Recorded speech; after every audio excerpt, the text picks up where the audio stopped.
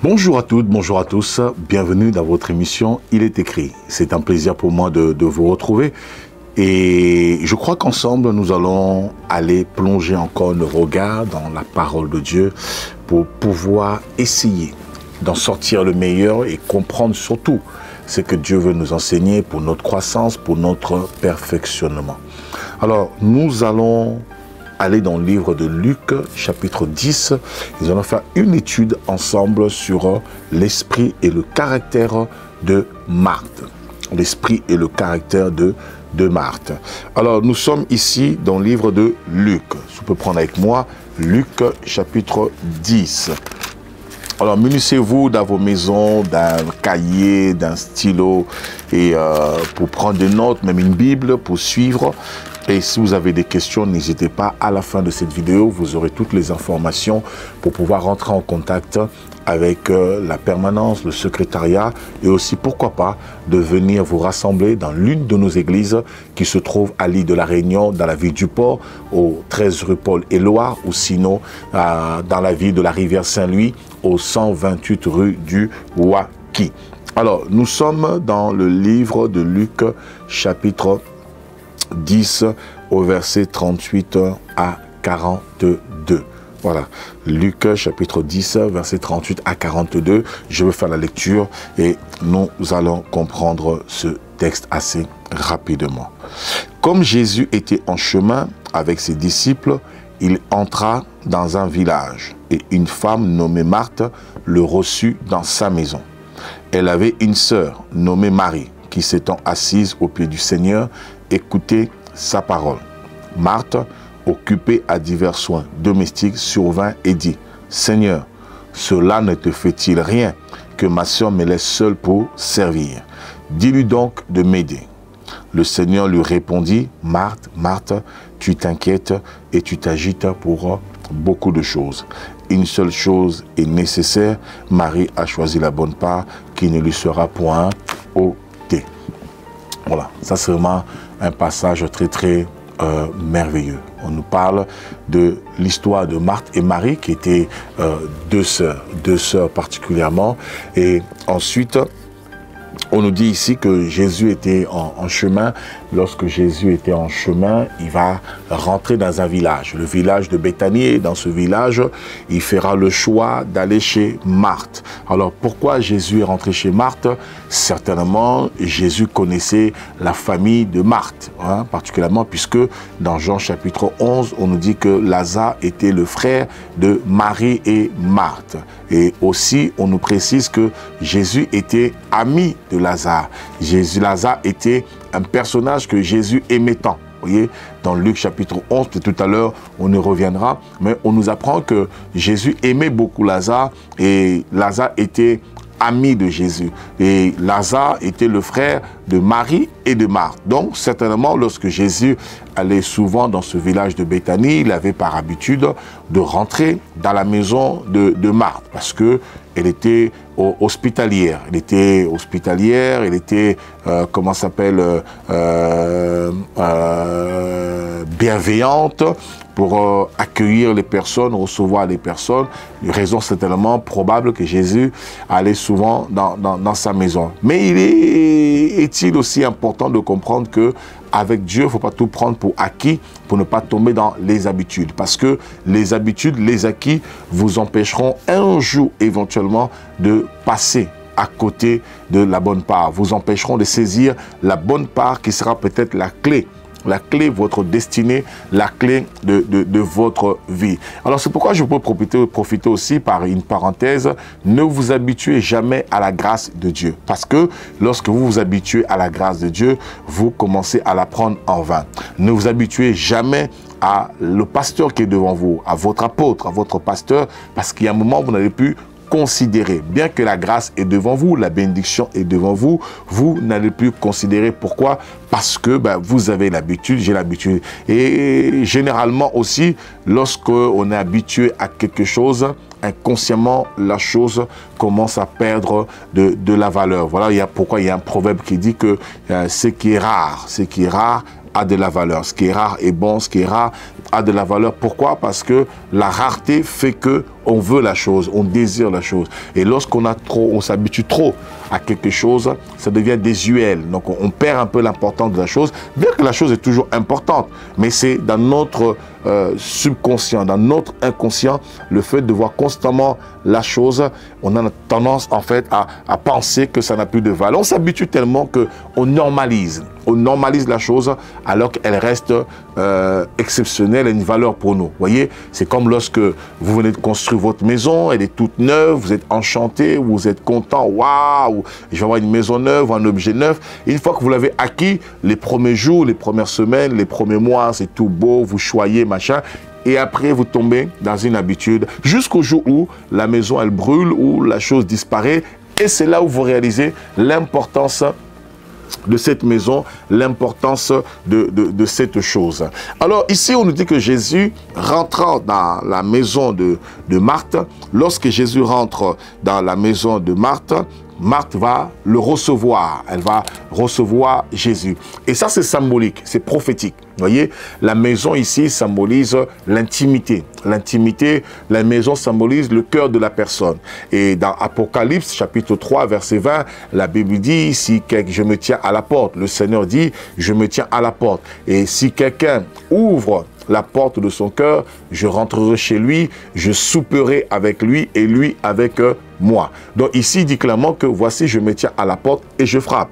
Si quelqu'un entend ma voix, quelqu'un entend ma voix, je rentrerai chez lui, je souperai avec lui et lui soupera avec moi. Donc, le plan de Dieu, c'est quoi? C'est de souper avec nous.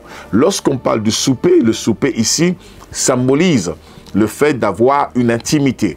Le souper ici symbolise le fait d'avoir une relation, le fait d'avoir un dialogue, le fait d'avoir une communication. Ça veut dire une réciprocité, une connaissance bilatérale.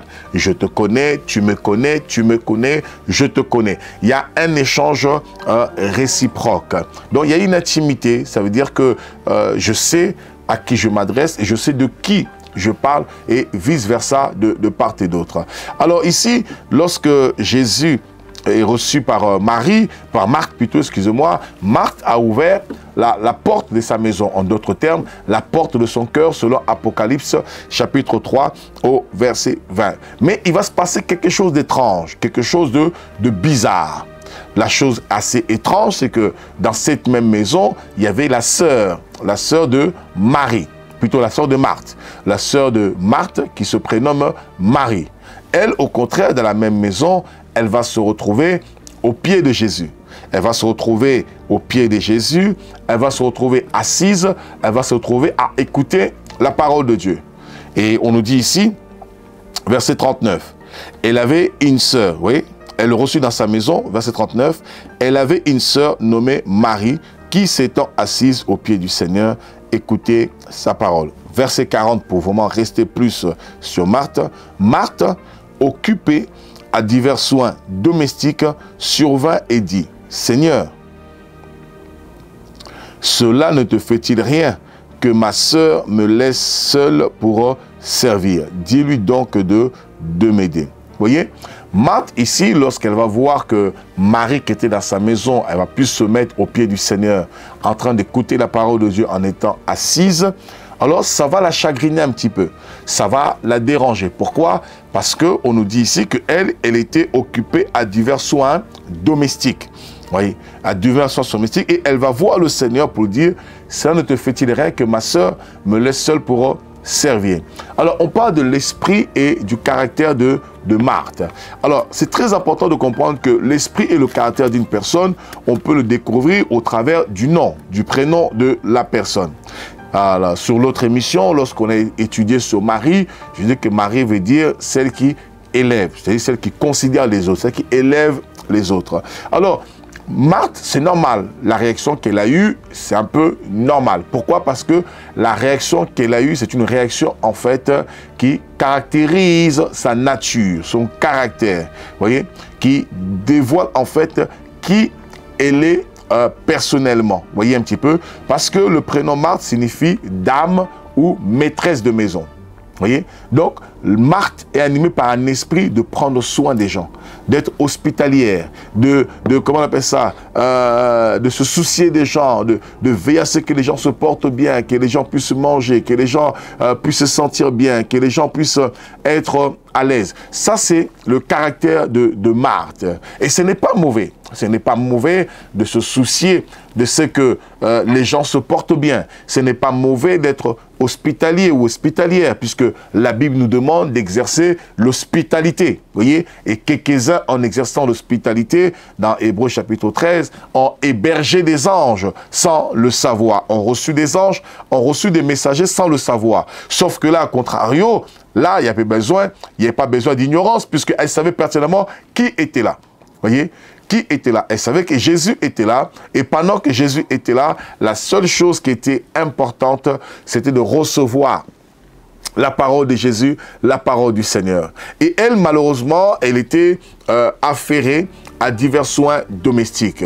Et ne supportant pas que sa sœur puisse s'asseoir aux pieds de Jésus, la laisser seule pour pouvoir, faire à manger, s'occuper de la maison, nettoyer, arranger tout ça, elle va un peu se plaindre auprès du Seigneur Jésus. Alors ça, c'est un esprit qu'il y a chez les Marthes. La première notion qu'on voit chez les Marthes, c'est la notion d'être hospitalier. C'est la notion de s'occuper des autres, de prendre soin des autres, de nourrir les autres, d'accorder du temps aux autres. Mais il y a quelque chose aussi, quelque part, qui est un peu perverse chez les Marthes. Le problème des Marthes, c'est qu'elles ont besoin de savoir que c'est elles qui font. Elles ont besoin de se mettre en avant, voyez, contrairement au mari qui s'efface, parce que mari veut dire celle qui élève, voyez. Et le problème des Marthes, deuxième caractéristique de Marthe, c'est des personnes qui ont besoin qu'on voit que c'est elles qui font. C'est des personnes qui ont besoin de dire, c'est moi qui ai fait ça, c'est moi qui ai donné ça. Alors que la Bible dit, c'est que ta main gauche donne, ta main droite ne doit pas le savoir. Et voilà pourquoi Marthe, ici, elle ne va pas, se résigner. Elle va voir Jésus pour dire, mais Jésus, regarde, en d'autres termes, ce qu'elle voulu dire, c'est, regarde, elle ne fait rien, cette dame. Elle est juste à tes pieds et moi, je fais tout pour que toi, tu sois à l'aise. Moi, je fais tout, je me donne à plein de soins domestiques. On dit bien à plusieurs soins domestiques, vous voyez, à plusieurs soins domestiques. Donc, je m'affaire à plusieurs choses parce que j'ai besoin de te montrer. Alors, le problème des Marthes, c'est que les Marthes, elles aiment démontrer. Elles aiment démontrer que c'est elles qui font. Elles aiment démontrer, c'est elles qui sont en avant. Elles aiment démontrer que c'est elles qui font. C'est les efforts pour que tout le monde se porte bien. Elles aiment démontrer, elles aiment se mettre en fait simplement en avant. Et ça, c'est un problème chez les Marthes, vous voyez. C'est un problème chez les Marthes. Les Marthes, elles aiment toujours prouver aux autres que c'est moi qui ai fait ça, c'est moi le premier, c'est moi qui ai fait ça, c'est moi qui ai fait ceci, c'est moi qui ai fait ça. Il y a comme une forme à chaque fois, une sorte de revendication, vous voyez. Il y a comme à chaque fois une sorte de revendication dans l'esprit de Marthe, vous voyez, pour dire que c'est moi. C'est un peu cette forme d'ego. Vous voyez, cette forme d'ego pour dire c'est moi qui ai fait ça, c'est moi qui ai fait ça, l'autre n'a rien fait du tout, l'autre ne sert à rien, l'autre n'a fait du tout. Il y a aussi un autre esprit chez les Marthes, c'est l'esprit accusateur. L'accusateur. L'esprit accusateur, c'est-à-dire montrer que l'autre n'est pas utile, montrer que l'autre n'est pas utile, montrer que l'autre, ne fait pas d'efforts, montrer que l'autre est juste spectateur, spectatrice, sans savoir que chacun travaille à son niveau. Chacun avance à son niveau. Chacun évolue chacun évolue à son niveau selon la capacité. Hein? Donc, selon la capacité qu'il a reçue de Dieu. Mais le problème, c'est que les Marthes ont besoin de montrer, en fait, les faiblesses des autres. Vous voyez? Montrer les faiblesses des autres, montrer, l'incapacité. Montrer l'incapacité des autres et ensuite de suite. Vous voyez? Donc, ça, c'est un esprit qui caractérise les Marthes. Et ensuite, pour finir, lorsque Marthe va faire cela, elle pensait en fait que le Seigneur serait content en disant « Waouh, bravo Marthe, tu as bien travaillé, tu as bien fait à manger, waouh, ça sent bon, ça sent les rougailles saucisses, ça sent le curry civet, oulala, c'est très bon Marthe. » Donc croyant en fait qu'au final, ça allait plutôt comment s'appelle, mettre Jésus en émoi, et puis il allait se mettre à crier, à gronder sur Marie. Mais la réponse de Jésus va être étonnante. La réponse de Jésus va être étonnante, ne sera pas la réponse à laquelle elle s'y attendait certainement. Vous voyez, la réponse de Jésus va être ceci. Elle va même être saignante. Vous voyez, la réponse de Jésus. Il dit ceci. Nous sommes au verset 41. Le Seigneur lui répondit, « Marthe, Marthe, tu t'inquiètes et tu t'agites pour beaucoup de choses. » Waouh!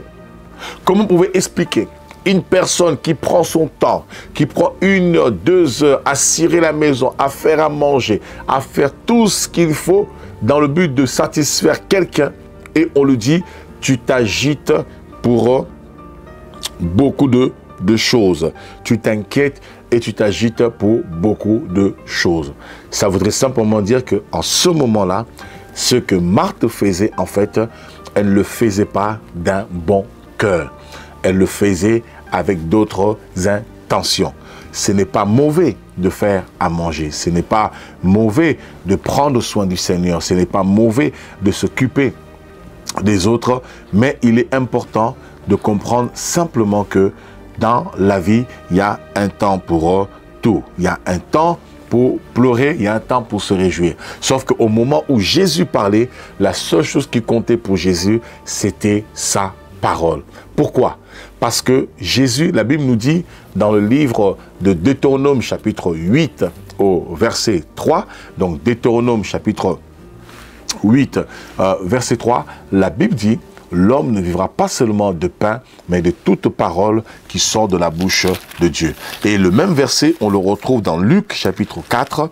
Ici, lorsque le diable va tenter Jésus, dans Luc chapitre 4, au verset 4, lorsque le diable va tenter Jésus, il va lui dire, si tu es le Fils de Dieu, ordonne que ces pierres deviennent du pain. Et Jésus répondra à Satan, au diable, il dira, l'homme ne vivra pas seulement de pain, mais de toute parole qui sort de la bouche de Dieu. Donc ici, Jésus lui fait comprendre que ce qui est d'abord plus important pour l'homme, ce n'est pas le manger et le boire. Ce qui est d'abord plus important pour l'homme, c'est la parole de Dieu. Voilà pourquoi le Seigneur a dit, recherchez premièrement le royaume des cieux et sa justice, et tout le reste vous sera donné par-dessus tout. Parce qu'en fait, la nourriture qu'on recherche, les biens que nous recherchons, tout ce que nous désirons sur la terre, toutes ces choses se cachent dans le royaume de Dieu, dans la parole de Dieu. Parce que le Seigneur a dit, il n'y ait personne qui, ayant tout quitté pour moi, pour me suivre, ne reçoivent au siècle présent des maisons, des terres, de la nourriture.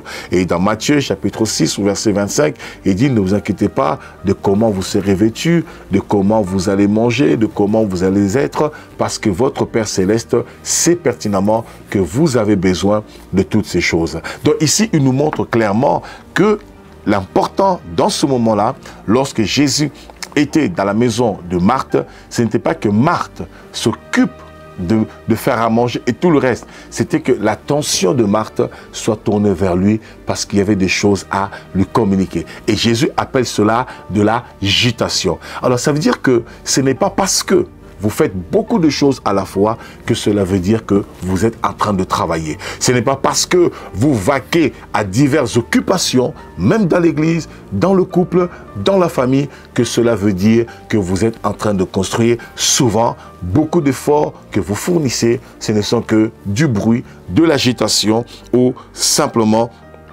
comment dirais-je, des inquiétudes inutiles. Il dit, Marthe, tu t'inquiètes et tu t'inquiètes et tu t'agites pour beaucoup de choses. C'est-à-dire beaucoup d'efforts que nous fournissons et dont nous ne voyons pas les résultats escomptés, non pas parce que c'est mauvais de faire des efforts, mais c'est parce qu'en fait, ces efforts ne sont que de l'agitation, ne sont que, comment ça s'appelle, des inquiétudes inutiles. Des inquiétudes inutiles, puisque comme il n'y a pas une réflexion, à cause des inquiétudes, on va faire des choix. On va faire des choses, on va fournir des efforts qui ne seront pas productifs. Alors qu'au milieu de l'inquiétude, on doit s'asseoir pour réfléchir, voir qu'est-ce qui est bon. Et Marie, voilà pourquoi Jésus a dit à Marthe, Marie a choisi la bonne part. Pourquoi? Au lieu de t'agiter, il est d'abord préférable de s'asseoir comme Marie. Lorsque tu t'asseoiras comme Marie, là maintenant tu pourras réfléchir. Là maintenant tu pourras recevoir l'instruction. Là tu pourras te canaliser. Là tu pourras analyser. Et ensuite tu pourras réaliser les choses dont tu as besoin. Pourquoi? Parce que l'assise te permet de construire. Voilà pourquoi, toujours dans le livre de Luc, il est écrit, lequel d'entre vous, s'il veut bâtir une maison, ne s'assied pas pour calculer les dépenses. Hein, il dit une maison, mais une tour particulièrement. Ouais, dans Luc 14, 28, il dit, lequel d'entre vous, s'il veut bâtir, ne s'assoit pas d'abord pour calculer les dépenses et voir s'il a de quoi la terminer. Donc le principe de Dieu, c'est d'abord de s'asseoir. En s'asseyant, ça nous permet de réfléchir. Et lorsqu'on est assis et qu'on reçoit la parole de Dieu, c'est la parole de Dieu qui devient la source de vie pour nous. Et cette source de vie, c'est elle qui va nous influencer dans tout ce que nous entreprendrons. Dieu n'est pas contre le fait qu'on mange. Dieu n'est pas contre le fait qu'on fasse plusieurs choses, plusieurs activités dans l'église, dans notre vie. Dieu n'est pas contre cela. Simplement, chaque chose est à son temps. Il y a des choses qui sont primordiales. Il y a des choses qui sont principales. Il y a des choses qui sont prioritaires. Et vous devez considérer ces choses prioritaires afin de vous permettre d'avancer correctement, sereinement et aussi particulièrement de rentrer dans votre destinée. Et vous allez voir que parce que Marthe ici n'a pas choisi la bonne part, il va se passer quelque chose. Du fait qu'elle n'écoutait pas Jésus, du fait qu'elle n'était pas assise et du fait aussi qu'elle n'était pas à ses pieds. Le fait qu'elle n'écoutait pas Jésus, elle ne pouvait pas obéir à ses commandements parce qu'on obéit par rapport à un commandement qu'on a reçu. Mais si on n'a pas reçu d'instruction, comment peut-on obéir? Ce n'est pas possible. Et deuxièmement, comme elle n'était pas à ses pieds, donc elle n'a pas appris l'obéissance, elle n'a pas appris la discipline. Vous voyez, la discipline, la soumission. Et comme aussi, elle n'était pas assise, elle n'a pas reçu l'instruction, l'enseignement. Et cela va jouer dans sa nature, cela va jouer dans son futur. Vous allez voir que dans sa relation avec Jésus, il y aura toujours des problèmes. Dans sa relation avec Jésus, il y aura toujours des incompréhensions. À chaque fois que Marthe parlera avec Jésus par la suite, elle sera toujours à côté de la plaque. Pourquoi? Parce que comme on n'a pas pris le temps de s'asseoir, d'être soumise et d'écouter Jésus, elle ne peut pas comprendre la vision de Jésus, le fonctionnement de Jésus. Ce qui fait que lorsque son frère Lazare est mort dans Jean chapitre 11, elle n'a pas réussi en fait à toucher le cœur de Jésus, contrairement à sa sœur qui était assise au pied de Jésus en écoutant sa parole. Nous sommes dans Jean chapitre 11 et nous allons finir dans quelques instants. Nous sommes dans Jean chapitre 11. Alors, suivez très bien ce texte. Dans Jean chapitre 11, on nous dit ceci. Dans Jean chapitre 11, on nous dit ceci.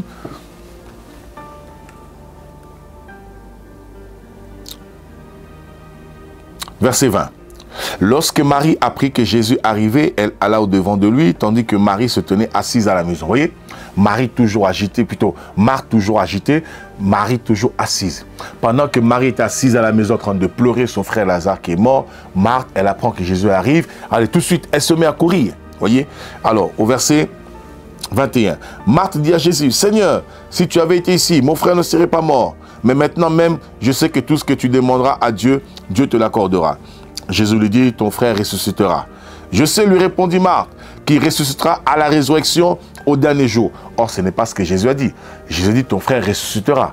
Il n'a pas dit si il va le ressusciter tout de suite, ou s'il va le ressusciter avant son départ, avant que lui-même soit crucifié, ou s'il va le ressusciter seulement à la résurrection des morts au dernier jour. Alors, Jésus lui répond, au verset 25, Jésus lui dit, le dernier jour, la résurrection des morts du dernier jour dont tu parles, je suis la résurrection et la vie.